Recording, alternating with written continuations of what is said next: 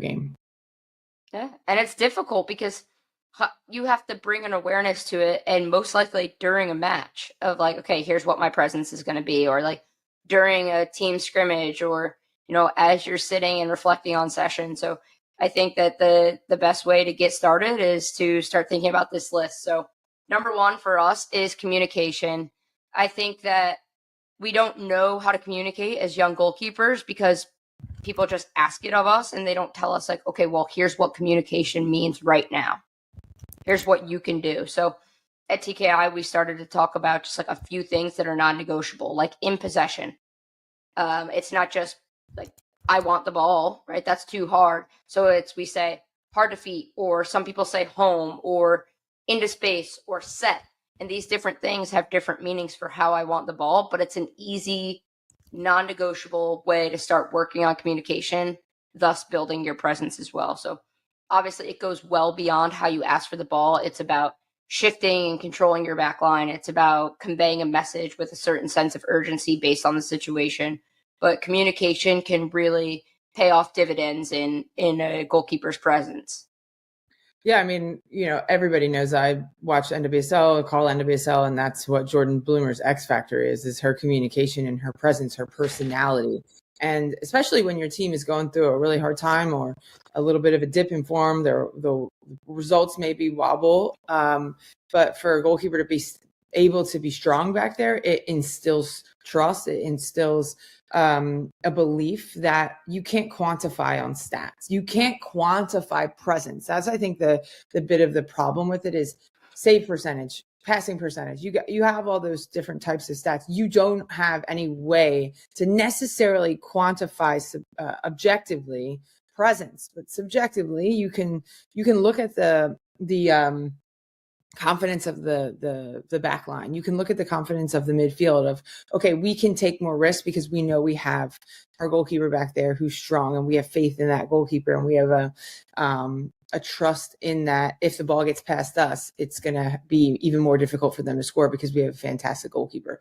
That almost allows everyone to be automatic, which is like in flow state, right? We're not thinking about our choices. We're not thinking, oh, I need to shift over here left, and because there's a runner here, I need to drop. No, it's just instinctive. And it allows you to get in that flow state, which is where we want to be, where you're not necessarily thinking, you're not hesitating, you're just reacting on your gut instinct. And when you have someone that's behind you, that's establishing that type of presence, it's easier to be in that instinctual game mode flow state rather than just being like questioning everything, freezing, hesitating, and almost like in this like fight, flight, or freeze state.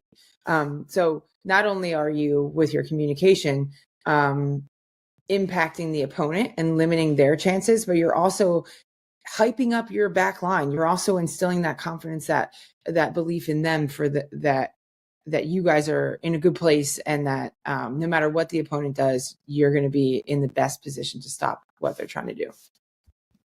Brilliant. And it's not this incessant, constant communication. It's direct. It's asking things of your back line when you need them in urgent moments. It's shifting or moving them. It is encouragement and praise. It's not telling my striker to shoot when they're in the attacking half. So we could do a whole podcast just on communication and what effective communication looks like as a goalkeeper. But because this one's about presence, we're kind of going to just leave it there. Being able to communicate, knowing that you're communicating in certain moments and allowing to take that pressure off your back line and like create that flow state like Jill discussed is super important for developing what is your presence in the net. Hit us with number two, be decisive. So I think one thing that I think a lot about when I say this, it's a funny analogy, but like you and I, we like to ride our bikes. So we cycle and you're clipped in and you're on the road, and you're sometimes on roads that cars can go 50. And one of the things that they tell you when you're learning how to bike like that, not just bike at a park, is be predictable for drivers. You want to be predictable for drivers because it's safer for you, right? If I'm on the shoulder, I'm on the shoulder. If I'm taking a turn, I'm signaling that with my hand. I'm not doing sharp, crazy turns. I'm not swerving. I want to make it predictable for them, just like I need them to make it predictable for me, because it keeps us safe. And I think about that as a goalkeeper. Like, can I be predictable for my teammates? Like there's a ball over the back line and I'm not making a rash decision to come out. I'm coming out because I think I can impact it. And that's something that they kind of know for me. It's not my teammates making the decision, oh, Tori's going to come and yell for me to come. It's they kind of know that there's an awareness or a connection between us based on past experience that helps them when I'm decisive.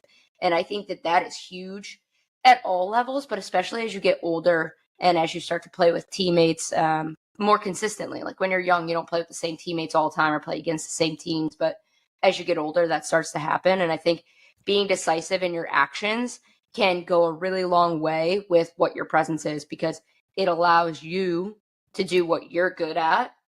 And it also allows your teammates to play off you. Okay, she's coming out. I'm going to go in behind to protect the goal line. Or welcome to the Keeper Institute podcast. My name is Tori Corsaro. I'm a strength and conditioning and goalkeeper coach here at the Keeper Institute and your host for today's show. The Keeper Institute is a unique goalkeeper training facility in New Jersey aimed at developing better goalkeepers and better people. On this podcast, we will be discussing all things goalkeeping, character development, and more. The Keeper Institute podcast. Yes, it's back, baby. The button. It is back. I like it. And also, I'm losing my voice, so it really does help. It's that commentating, man. Your voice is your moneymaker right now. So everybody, please don't ask her any other questions. It could be that, or it could be that my children are both in school and coming home with something or other. The change in the weather, it could be a multitude of factors. Yeah, they do bring home all those germs. Yeah. All those germs. But we love our germy boys. We do. Most of the time. Most of the time. All right. Well, with that, let's get into this topic. We're going to talk about being a more well-rounded goalkeeper, or how you can make your game a little more well-rounded. Yeah. There's a few things, a couple bullet points that we're going to talk on. And then after those bullet points, we're going to dive deeper into some more bullet points. So we just want to talk about this topic because a lot of times when someone comes into TKI, the first question out of your coach's mouth is going to be, is there anything in particular you want support with today, or something of that nature? So when you come in, you should have a general idea of like, where are you needing a little support, or where are you needing a little guidance, or where are you feeling like you're absolutely crushing lately, but you want to help get some feedback on. I think the more you can rely on yourself to know these things, the easier it is for others to help you, but also the easier it is for you to help yourself. Yeah, I think that this is something that I learned as a young player, is that you need to take ownership for your game. 100%. Like, no one else is on the field. No one else and making the decisions for you. No one else is on the field feeling how you feel. Like, as a coach, I might see one thing, but the goalkeeper inside is feeling a little bit something different, right?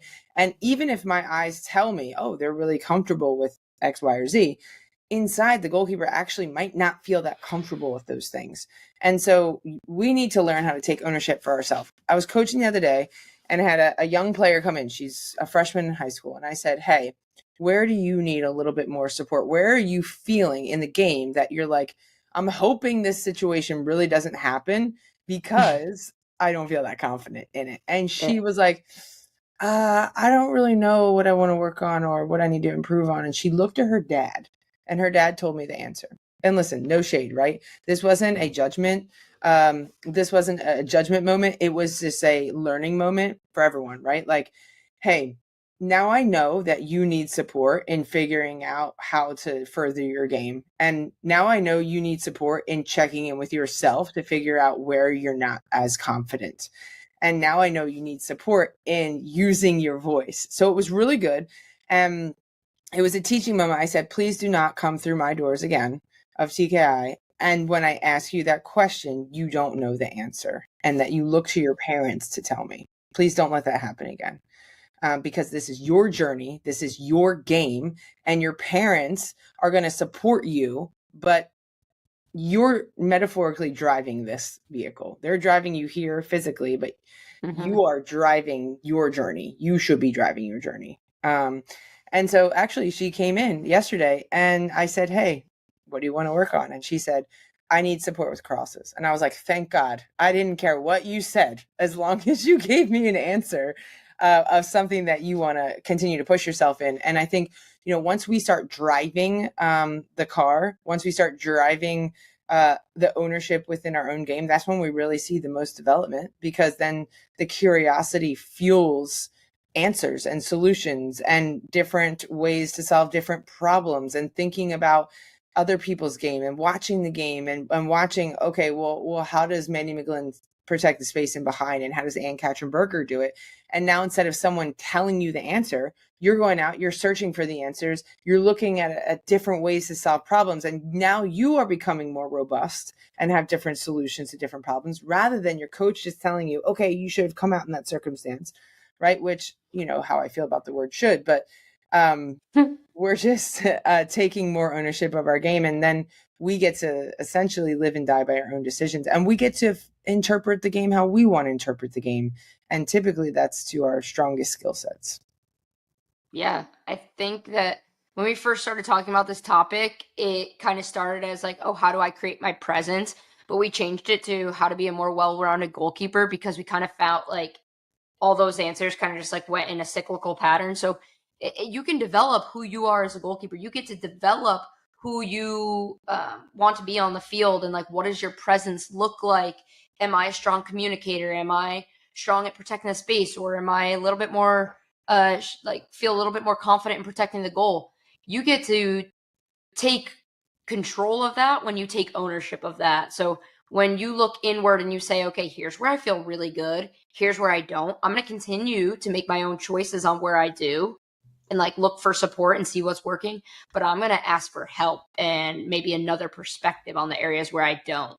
That way I can be comfortable in all facets of the game, not just the ones I already am comfortable in. And I think you had brought up something in the beginning of this about like, I asked her what she needed and she didn't know, and fair enough. Like, maybe no one's ever asked her to look inward and say like, hey, here's what I need.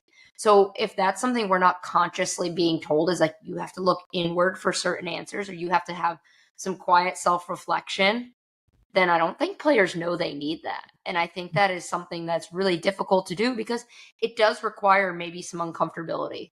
And I'm not talking about sweat equity uncomfortable. I'm talking about like mental uncomfortable. Like, I have to look and say, where do I feel insecure? Or what situations could arise that maybe invoke fear in me? And without that self-reflection, you don't know where you need support. You don't know how to take ownership of your journey. Mm-hmm. Yeah.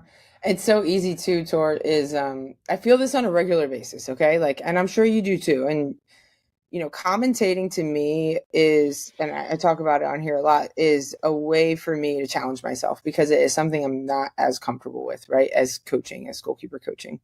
And so I'm constantly putting myself in a vulnerable position, and I'm asking myself these things all the time. It's like, ooh, what do I hope doesn't happen? Well, you know what I hope doesn't happen? The play going to VAR, because I know that when it comes to deciphering fouls and like talking and articulating about fouls, it's not my strong suit. And also the rules are constantly changing, and like that's just not my strongest attribute.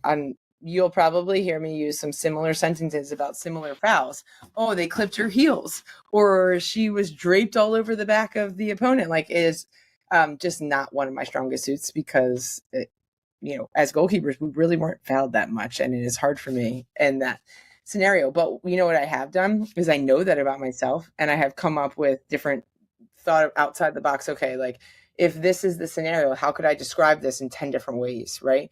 And it's not my strong suit, but I definitely don't feel as uncomfortable as I did before. And I think sometimes we just shy away from the things that we feel uncomfortable about, and we just cross our fingers and hope it doesn't happen, rather than kind of like approaching it and leaning into it and trying to establish like, okay, here's a solution that I could try to use, and here's a way I'm going to try and help myself. And you know what, Tor, is like in that journey to be better at this part of my game and analyst work, is that not only have I figured out some different ways to approach fouls, But I've also found out within me, it's like, oh, wow, I can improve. I can improve in this area.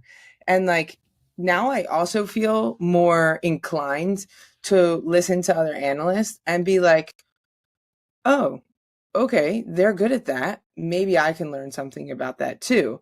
And it turned on its head from judgment to like encouraging hope and expectation that I can improve in something, and that it doesn't have to be listening to another analyst doesn't have to be demoralizing for me because I might not be as good. It's just, hey, that's what they're really good at, and like listening to them I can hear different ways to explain those foul situations, and it's not an indication of me not being enough. It's more inspiring and encouraging. It's like, wow, I really can grow in this area. And if I grow in this area, what other areas could I grow in? And I think for so long of my playing career, I shied away from the things that were not my strengths and things that I deemed as like my weaknesses and huge insecurities. And because I shied away from it, I never, one, got better at those things. But two, I never moved from a mindset of like, oh, I'm scared to reveal these things to, oh, I can improve in these things. Like, look at the improvement I've made in these things. And I feel like that limited me and kept me back ultimately as a player. Whereas now as an analyst, I've assessed that in me and I'm like, okay, well, I don't want to do that again. Because I'd rather go for it and, go down swinging rather than just like running away from things that scare me, Yeah. Which I think is, you kind of brought us right into like my point number 2 of like, you have to, if you want to be a more well-rounded goalkeeper, you have to understand, not just like take accountability for your journey, but you have to understand, here's what I'm good at, here's where I'm not as good, and I'm ready to tackle both sides of the game. I don't want to just do what I'm good at all the time, because how am I getting better? So I think part of being a well-rounded goalkeeper is head on going after some of those things that you don't feel as good on. And it doesn't mean you never practice the things that you do feel good on, because you want to stay robust in that area. But you have to challenge yourself to kind of go after maybe protecting the space. You have to challenge yourself to maybe be more preventative if it's not your strong suit. You have to challenge yourself to feel confident and comfortable accepting pressure if that's not something you'd usually do, because the game doesn't allow you to do just what you're good at. Mm-hmm. Well, I think that requires a lot of vulnerability, and people typically see vulnerability as a weakness, whereas vulnerability comes from a place of absolute strength of like, I'm insecure about this. I don't feel comfortable in this, but I'm going to do it anyway. Right. I think viewing vulnerability as a weakness is when we say, this is a vulnerability and I'm going to run like hell away from it so that I don't have to face it. Whereas when we feel something, okay, this is definitely not something I'm great at, I lean into it, I expose myself, I get vulnerable, that is a place of absolute strength. And I think if we reframe that in our head, we could admire within ourselves, wow, I'm actually stronger than I give myself credit for. I'm actually really brave. And like being a brave to me is a non-negotiable in goalkeeping, because you know what? Every time you step on the field, you don't know what's going to happen. You could be the best player on the field, or you could be the reason why the ball goes in the back of the net, right? And every time you go on the field, it is an act of bravery, and we need it. We need it so that we can unlock our best selves, because we never know the possibilities that could happen. If I come out for this ball, you're never 100% sure you're going to win it. You're like hoping you're going to get there first, right? But there are some risks that we have to take within the game, not knowing what the outcome is going to be. And so when we flex that bravery muscle in our assessments of ourselves and in our training, then we get to utilize it a little bit more in the games as well.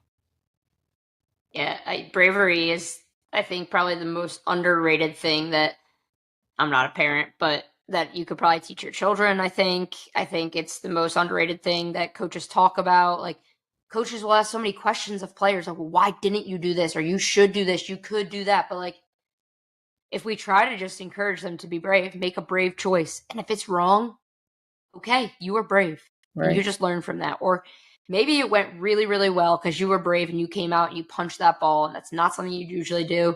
And you're like, oh my gosh, I just unlocked this new level of myself. I just don't think that there's anything that can go wrong with bravery, because it's either you learn or you learn through not doing it. Yeah. And I don't know, I think it's a huge skill that can go a long way for a lot of people. Two things that pop up for me when you talk about that is one is that we need to, as coaches, especially with youth players, make it a more forgiving environment, right?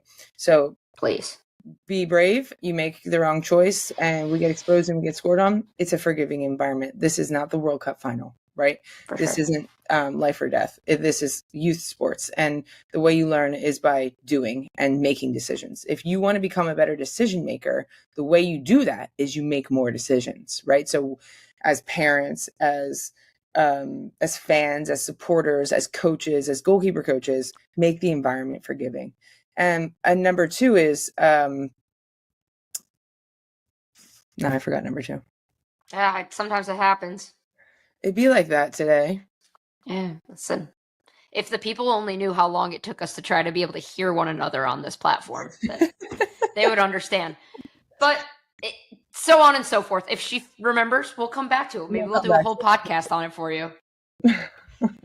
Well, let's go on to point 3. So point 3 for me about being more well-rounded is be a decision maker. So you started to talk about decisions. Point 3, be a decision maker. And it's very similar to bravery in my eyes, of like, you choose, you stick, we talk. Mm-hmm. It worked. Awesome. You just took inventory on maybe how far your range is now. Or it didn't work. That was a little too far for me. Next time, maybe I need to leave my feet if I want to go there, or like I can't get there. I think being more well-rounded is making a decision. When we're indecisive, it kind of shows that lack of trust in ourselves. And that could bring us all the way back to point 1 about taking ownership in our game. If we know who we are, if we know our strengths, if we know our areas where we need to improve, if we're brave and we make a choice, and I'm your coach, at the end of the day, I'm just happy that you weren't indecisive. You weren't a squirrel in the middle of the road. You didn't hesitate on yourself. You picked what you thought was the best option and you went with it and you committed. And I think for me, that shows that a goalkeeper is pretty well-rounded, because they put some understanding and they put some trust in themselves to make a choice. Yeah. I remembered my second point, and it goes well with what you're saying, is that when you take no risk, that is a risk in itself. Yeah. Wow. So, for example, when your team is in the attacking third and the ball is OSR, outside shooting range, and you're on your line, you're assuming no risk, because you don't want that. You want to defend the goal, right? That's the main objective out of possession, is deny the opponent from scoring goals, right? And you're taking no risk. Like, I'm not getting caught out. I'm just going to stay on my line and try to protect this big goal as much as I can. When you do that, that is a risk, because now you're risking the space in front for someone to get into that space in the most dangerous area of the field, which is the space behind your center backs, right? When you are, maybe let's just say, not as an extreme, maybe your team is at a talent deficit, right? And you're playing in a low block. You're taking less risk because you want to deny the opponent from scoring, but inherently that is risky because you'll have the ball less and you need to make more meaningful attacks from the limited possession that you have. Every time you play the game, you take a risk. Knowing yourself, right? Knowing yourself in terms of your strengths will help you mitigate some of that risk. What the heck do I mean by that? If you know you are very aggressive by nature inside the penalty box, and you have spread, block, and smother buttoned up, and you feel good about that, then you can take a risk to be more aggressive when the ball is potentially in that gray area of I'm not 100% sure, right? Whereas if you know that you're more of a reactive goalkeeper, and maybe on crosses is not your strength, that you can either take up a better starting position so that you increase your range to protect the area, or you make more cautious decisions to set back and protect the goal. You're taking a risk, yes, but it's a calculated risk in your favor. So instead of 50-50, maybe it's 60-40, which is better, right? But every decision that you make in the game, there's risk attached to it. You're never just going to play it safe without potentially risking something else in another phase of the game or another area of your game. And so helping you, when you know your strengths, when you know your areas for improvement, not only do you get opportunities in training to explore and apply what you're learning to the areas of deficiencies, but it allows you in games to play to your strengths so that you can mitigate some of that risk and take more calculated, make more calculated decisions in your favor to be able to solve problems inside of your skill set more often, if that makes sense. Yeah, no, I definitely think it makes sense. And I think that it perfectly kind of ties up this podcast. Like, it brings us right back to point one, which is why I said it was cyclical. Like, you have to take ownership, but you can't take ownership if you don't look back inside. Yeah. You can't just rely on, let's use the example you used earlier, you can't look at your parent and say, what is it that I need? You have to look for yourself and be like, what do I feel? Where do I need support? Where do I need help? So all these things, all three of these points circle right back to one another. And if I'm not looking at me, and if I'm not asking questions of myself and taking maybe those small moments post practice, post game to reflect, then it's a lot harder to do any of these points, but it's also a lot harder to develop my game as a whole. Yeah. Let's give people a practical way to assess. Okay. Here's a very practical thing that you can do that will help you figure out where your strengths lie and where you need to continue to improve. So if you were to break down the game into five tasks, there's 5 tasks to a goalkeeper: support the attack, communicate to limit opponent's opportunity, protect the goal, protect the space behind, protect the goal area. Write those 5 down. Where do you feel the most comfortable? And then if you want to even go further, well, I feel really comfortable with final actions outside the penalty area. I feel really comfortable. But you know what? I really struggle when the ball's bouncing. I really struggle when the attacker is clearing away faster than my defender. I struggle with spreading to my left. To my right, got it buttoned up. But I struggle with my left. In possession, break that down. Start the attack. Do I feel comfortable when being pressed? Do I feel comfortable when the opponent is not pressing me? Do I play high value passes, or I just play it to the immediate center back? Why do I not play high value passes? Is it because I don't feel comfortable solving pressure to my left-hand side? That's a lot of people's ones. Is it because I don't feel like I'm scanning and I don't know where the space is? Could be another one. Start there. Break down the 5 tasks of a goalkeeper. Where do you feel comfortable? Where do you need more support? And then ask, hey, Coach Tori, I don't necessarily feel comfortable when I'm being pressed. What are some ways I can manage that? If you need more support with that, we can help you with that, certainly, in TKI University, which is our 6-month remote course. But just ask someone, hey, I'm feeling uncomfortable in this, and I'm not really sure how to handle it. I'm not really sure what to do with that. My coach wants me to be vertically high off my line, but that makes me feel uncomfortable, right? Say that. Get some information, make more calculated decisions based on the information that's provided to you. But you know what you don't want to do?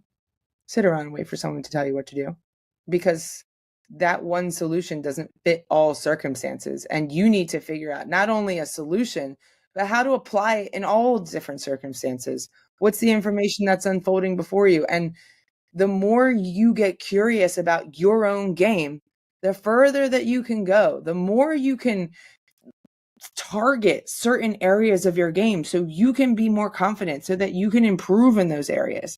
Ultimately, it's not how I feel about you going in the game. It's about how you feel. And if you don't feel comfortable in this certain circumstance, what are you doing to improve it? Do not go to training and your coach asks you, hey, where do you want more support? I want to provide opportunities for you today, and you not have an answer. Okay. Equally, on the other side of the coin, if the coach says to you, what are your greatest strengths? Be able to bat. That's it. Not just know your negative weaknesses, know your strengths, so that in the game you can play to those as often as possible. The last thing I want to leave everybody with is set goals for yourself, 100%. Set 3 goals for your career, whatever it is. I want to get to Division I college level. I want to get to the pro level, whatever. Set those. That's great. But you know what? Every single game, try to set 3 performance goals. not just these long-term ambitious goals for your life, but 3 performance goals that you can do no matter what is happening in front of you. I am going to communicate to my back line when the ball is in the middle third of the field in the rest defense shape or whatever. I am going to vertically be very connected to my back line so that I can protect space and influence the opponent's opportunity, a decision. And I'm going to make sure that my body language is optimistic at all times, no matter if we're losing, no matter if I gave up the worst goal of my career. These are my 3 performance goals, and they are going to set me up to be successful in the day, which ultimately maybe potentially gets me one step closer to my long-term ambitious goal, right? These little things, they're so easy to do, but they are very much easier to not do. It is easier to not dive into how you feel about your game. It is easier to just be like, I'm going to wing it. It is a lot easier to do that than be intentional about taking your game to the next level. Also, if you're like, ugh, Jill and Tori are like, did they know I needed to hear this podcast? Because it is speaking right to my heart. It is speaking right to me. Like, I feel like Jill and Tori are looking me right in the soul and been like, I feel something. I feel like I want to take that next step. Like, yeah, I also want to say this is hard and this is something that I struggle with too, because there's lots of different areas of my life that I want to be better. I want to be a better coach. I want to be a better mom. I want to be a better spouse, a better analyst, like a lot of different things. And sometimes that can feel super overwhelming, but just pick 1 or 2 or 3 things that you can stick with. Just make it simple and start from there. And just start. That's like the biggest thing. Try, see, ask for support, ask for help, be more curious, set these performance goals, get curious about your own self, your own feelings, your own areas that you want to push yourself and grow in. And they might be technical, tactical, they might be physical, but I can assure you that you can stretch yourself mentally and really challenge yourself to mentally put yourself in uncomfortable scenarios in training so that when it comes to the game that you have more solutions available to you and you have more confidence available to you to tap into. Snaps all around. Yes, air horn, because that's it. I mean, mic drop, we stop there. Yeah. If you have any more questions about it, you know where to find us, you know how to reach out to us. But like Jill said, we are here to support you. We do this podcast just because, 1, we get to spend time together and we love that. But 2, for you guys, like, we want to help people that we don't necessarily get to work with on the field all the time. So if there's any way we can support you, or if this hit home for you and you need us or you want to talk it through, email us, DM us. We will get back to you, I promise. If you want to hear more on this topic, again, DM us, because we love getting an idea of what our viewers want to hear. So that's that on that topic. Thank you for listening and joining us. But now it's time for the question. Are you ready? Yeah, I'm ready. Okay. What is something that you do for yourself that's a non-negotiable? Like, you can't get rid of it. You can't not do it. Something I do for myself? Besides have coffee every morning? Yeah, because I thought that too. I was like, I guess it's my coffee, but no. Okay, so something I do on game days, I have a lot of adrenaline because I have a lot of nervous energy, and not nervous is like I'm not ready for the game, but just like it matters to me. It matters to me that I call the game in a way that's gonna like make people entertained and educated, right? So there's this like responsibility I feel that provides some kind of like nervous energy. So I created a game day routine, and every game day, I do the same exact routine. I get up, I make myself a little bit of coffee, I prep for a couple hours, I go for a walk, I come back, I prep for a couple more hours, and then maybe I'll watch a few minutes of a Premier League game if it's on, and then I go to the gym, I work out, I order my go ahead Chipotle, I walk to Chipotle, I pick up my lunch, I come back, I sit down, I eat it while watching Premier League or, one of the teams that I have coming up. I get a shower, I get ready for my game. I order ahead my Starbucks, my Uber, get my Starbucks, go call the game, go to bed. It is the same every game day. I do the same exact thing when I'm on the road because it brings a little bit of comfort for me. It brings a little bit of predictability. My workout allows me to get some of my adrenaline and nerves out and listen to some loud techno EDM music or whatever the vibe is that day. And ultimately, if my routine was shifted, I would still feel okay. Like, it's not a big deal. but it's just something that I can just tick off my mental headspace. Like I don't have to get decision fatigue because my brain is already having so many things to think about. And it really helps me. And some days my friends are like, hey, do you want to go for a walk at the beach or play pickleball? And I'm like, yes, I can do that. So long as I feel prepared for my game, I say yes. And so I do that for myself because I know it sets me up for success and I feel really good about it. I love that. We love routine. I'm a big routine girly. I never have Big a short routine. answer, something I'm learning about myself. So I apologize. Okay. That's all Okay. right. I'm not here for short answers. I'm here for the long haul. I mean, you have a session in a few minutes. I I do. saw on your Instagram, but Yeah. also I love just hearing from you. My thing is definitely like either my workout or my like movement time, I'll call it. Our job is so physical that like sometimes you truly do need a day where you do nothing, whether it be like I'm not doing cardio, I'm not lifting, but I've just found so much joy in just like going for a walk. Like Yeah. AJ and I will go for a walk all around the neighborhood. Or like if it's a day that I don't feel that way, or it's like one of my workout days, I like to wake up and get right to my workout. Mm-hmm. My cardio has been running with the team, which has been lovely. So for me, like the non-negotiable is that I do something to move my body that doesn't involve like what my job already requires of me. Sure. Because sometimes like, yeah, you could say, oh, you're working out every day that you're working. Yeah, for sure. But there needs to be an element of that for me, whether it just be a walk and stretch or whether it be kind of just like getting after it in the gym. I need something that just is for me in terms of movement. Okay, I do have a question it's short. It's short. Okay. Okay. Yeah. What is your Halloween candy of choice? I have a chocolate and I have a non-chocolate. Okay, go for My it. chocolate is Reese's. I love them. They're Okay. so good, especially like the holiday ones that are like shaped like a pumpkin or something. And then my non-chocolate is Airhead Bites. Like I could inhale those things. I love them. Interesting. I don't really like non-chocolate candy that much. I know that about Yeah, it's weird. you. It's But fine. I have a vast array of weird candies that I like. I do During know that too. Halloween. Do you know what sixlets are? Yeah, it's like a little circle M&M, right? Yeah, I don't know why I like that. It's very good. Okay. Yeah, I don't know why I like Don't that. tell me Whoppers is going to come up. I think it's a I Whopper, isn't it? love a dark chocolate Whopper. I don't know if it's actually Whopper makes a dark chocolate version, but I've had dark chocolate malt balls and I am obsessed with them. I love them.